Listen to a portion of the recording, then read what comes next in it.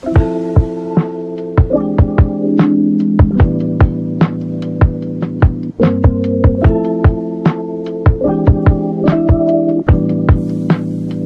आप देख रहे हैं पीएस ट्रूथ लैब। आज हम बात करने वाले हैं भारत के एक ऐसे राज्य के बारे में जिसने दुनिया को ज्ञान, राजनीति और संस्कृति की एक नई दिशा दी। जहां शून्य का आविष्कार हुआ, जहां के सम्राट अशोक ने आधी से ज्यादा दुनिया पर शासन किया।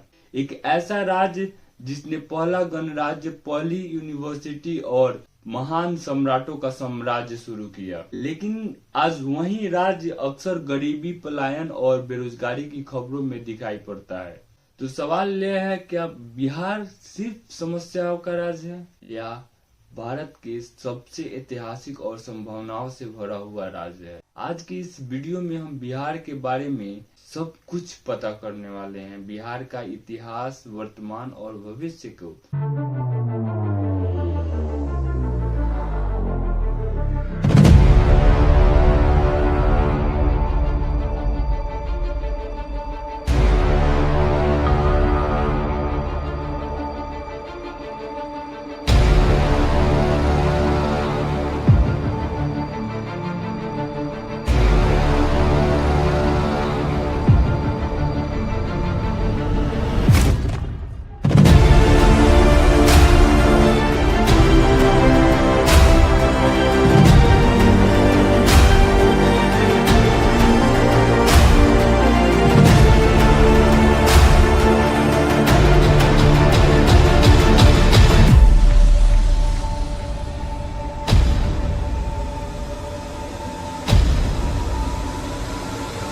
बिहार शब्द का उत्पत्ति संस्कृत और पाली के विहार शब्द से हुआ है, जिसका अर्थ होता है मठ या निवास। यह शब्द दर्शाता है कि बिहार जैन और बौद्ध धर्म से कितना गहरा संबंध रखता है।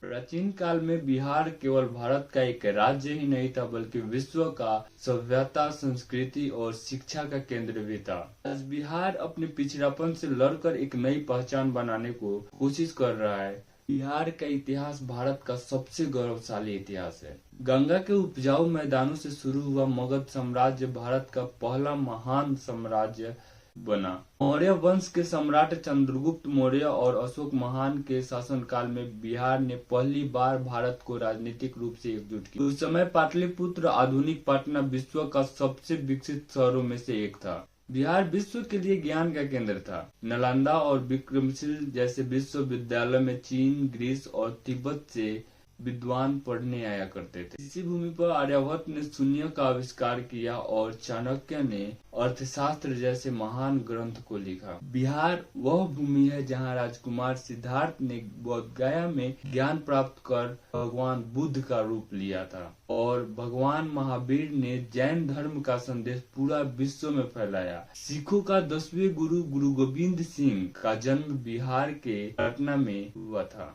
दोस्तों, मध्यकाल में भी बिहार का सामरिक महत्व बना रहा। शाह सूरी, अफगान का शासक जिनका जन्म बिहार में हुआ था, उन्होंने ग्रांड ट्रंक रोड बनवाई और आधुनिक रुपया पेश किया। हालांकि मुगलों के पतन के बाद सत्ता का केंद्र बंगाल और दिल्ली की ओर खिसक गया। ब्रिटिश काल बिहार के आर्थिक गिरावट का समय रहा। 1793 में अस्थायी बंदोबस्त परमानेंट सेटलमेंट एक्ट ने जमींदारों का एक ऐसा वर्ग पैदा किया जिसने गरीबी और किसानों का शोषण किया। इसी गरीबी और शोषण के खिलाफ महात्मा गांधी ने 1917 में चंपारण सत्याग्रह शुरू किया। ने भारतीय स्वतंत्रता संग्राम की दिशा ही बदल दी। 1947 के बाद जहां अन्य राज्य विकसित होते चले गए, वहीं बिहार पिछड़ता चला आ गया। इसके पीछे कई ठोस कारण और साक्ष्य हैं। एक बाय एक करके डिस्कस करते हैं। नंबर 1, माल ढुलाई सामान्यकरण नीति 1952। इस नीति ने बिहार के खनिजों और संसाधनों का लाभ उसे नहीं होने दिया। पूरे देश में कच्चा माल एक ही कीमत पर मिलने के कारण उद्योग तटीय राज्य की ओर खिसक गए और गुजरात और महाराष्ट्र की ओर सारे उद्योग लगने लगे। नंबर 2, भौगोलिक अभिशाप। उत्तर बिहार कोसी और गंडक जैसी नदियों का हर साल विनाशकारी बाढ़ को झेलता है। बुनियादी ढांचा और फसलें बर्बाद हो जाती है। नंबर 3, राजनीति अस्थिरता और जातिवाद। दशकों तक बिहार की राजनीति विकास की बजाय जातिगत समीकरणों पर टिकी रही। 90 के दशक में भ्रष्टाचार और जंगलराज के दौरान उद्योगपतियों ने बिहार को छोड़ दिया। नंबर 4, 2000 का विभाजन। झारखंड अलग होने से बिहार अपने सारे खनिज भंडार और भारी उद्योग जैसे टाटा स्टील खो दिए, जिससे बिहार केवल कृषि प्रधान राज्य बनकर रह गया। 2005 के बाद बिहार के बुनियादी ढांचे में कुछ बदलाव आए, जैसे नंबर 1,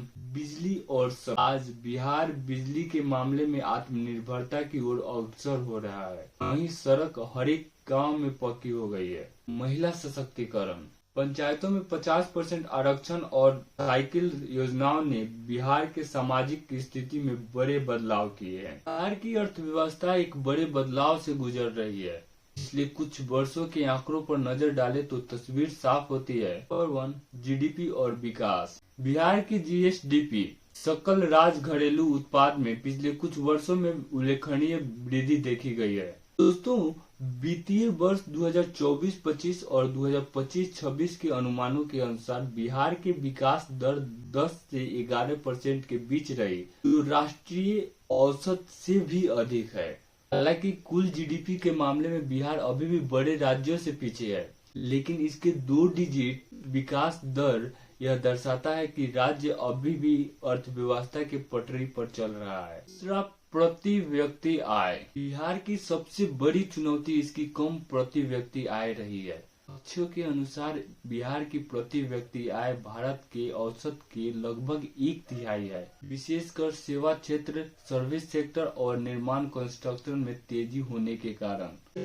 साक्षरता, लिटरेसी रेट। 2011 की जनगणना में बिहार की साक्षरता दर सबसे कम थी, जो 61.8% थी, लेकिन 2025-26 के न्यूनतम अनुमानों और सरकारी प्रयासों जैसे कन्या उत्थान योजना से यह बढ़कर 75% होने का अनुमान है। विशेषकर महिला साक्षरता में बड़ा उछाल आया है, जो सामाजिक बदलाव का बड़ा परिमाण है। नंबर 4, बहुआयामी गरीबी, multi dimensional poverty MPI। NITI Aayog के रिपोर्टों के अनुसार बिहार ने पिछले 5 वर्षों में गरीबी रेखा से बाहर निकलने वाले लोगों की संख्या का रिकॉर्ड बनाया है। हालांकि बिहार अभी भी MPI इंडेक्स में नीचे की राज्यों में है, लेकिन गरीबी कम करने की गति सबसे तेज रही है।